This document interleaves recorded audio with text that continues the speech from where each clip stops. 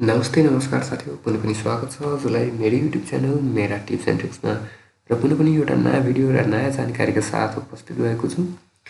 आज यस भिडियोमा हामी हेर्नेछौँ कसरी हजुरले सजिलै आफूसँग भएको फोटोको ब्याकग्राउन्ड अनलाइन मार्फत रिमुभ गर्न सक्नुहुन्छ त।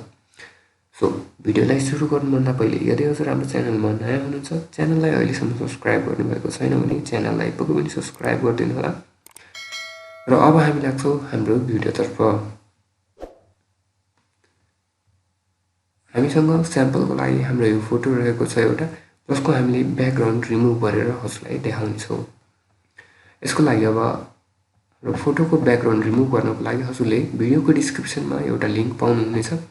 उक्त लिङ्कमा क्लिक गर्न साथ हजुर यो वेबसाइटमा आउनुहुनेछ। यहाँ चाहिँ हजुरले आफ्नो फोटो अपलोड गरेर चाहिँ सजिलै आफ्नो फोटोको ब्याकग्राउन्ड रिमुभ गर्न सक्नुहुन्छ र यो चाहिँ हजुरले आफ्नो ल्यापटपबाट मात्र नभई आफ्नो मोबाइलबाट पनि गर्न सक्नुहुनेछ। यसको लागि सिम्पली हजुरले आफ्नो फोटो यहाँ अपलोड गर्नुपर्ने हुन्छ। सिम्पलीमा यहाँ जुन फोटोको हजुर ब्याकग्राउन्ड रिमुभ गर्न चाहनुहुन्छ उक्त फोटो यो वेबसाइटमा आएर यहाँ अपलोड गर्नुहोला। र मैले यो फोटो यहाँ अपलोड गरिसकेको छु र हाम्रो ब्याकग्राउन्ड रिमुभ हुँदैछ र ब्याकग्राउन्ड रिमुभ भएर हाम्रो यो फोटो पनि रेडी भइसकेको छ। र यसरी अब यसलाई म डाउनलोड गरेर हजुरलाई देखाउँछु। सिम्पली हजुर जुन डाउनलोडको अप्सन देख्दै हुनुहुन्छ यो डाउनलोडको अप्सनमा क्लिक गर्नुहोला र डाउनलोड गरिसके पश्चात अब हाम्रो यो फाइल डाउनलोड भइसकेको छ। सिम्पली यसलाई म ओपन गर्छु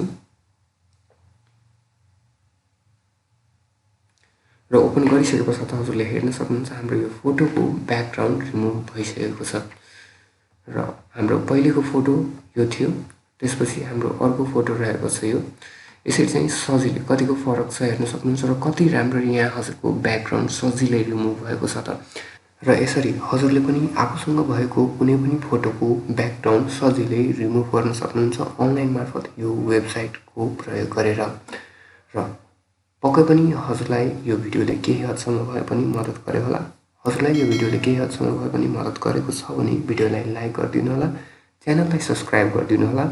र फेरि पनि हामी आगामी दिनमा एउटा अर्को भिडियो र अर्को जानकारीका साथ उपस्थित हुने नै छौँ।